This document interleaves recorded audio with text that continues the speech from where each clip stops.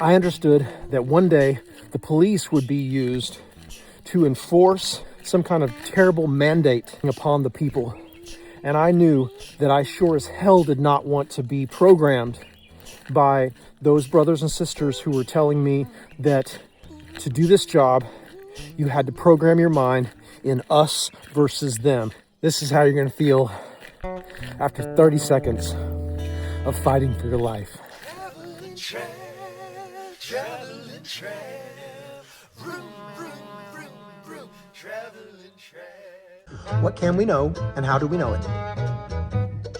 What can we know, and how do we come to know?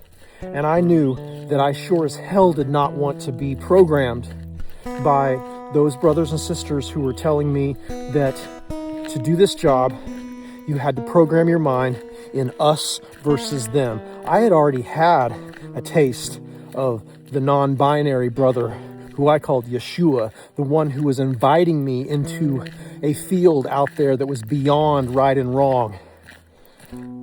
My attempts to be a police officer were my attempts to join, to participate. As I've said before, there were officers at my church. And so, my born-again experience, strangely enough, kind of birthed me into the law. And if I think about God's plan for us, giving us the law to help us to rein ourselves in, and then at some point saying, okay, now you've been disciplined, you're still alive, now let's do something deeper. You catching my drift here?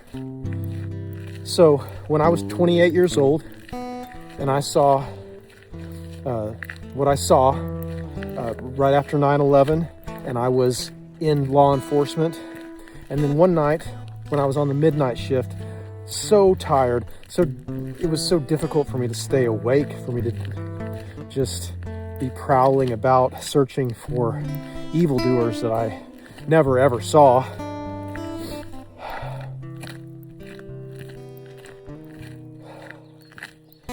I went to Sergeant Funderburk and I said, Sarge, I'm having such a difficult time. I'm really trying. I mean, I was drinking 6, 7, 8 cups of coffee on a shift, just trying to zap myself into some kind of productive police state, I guess.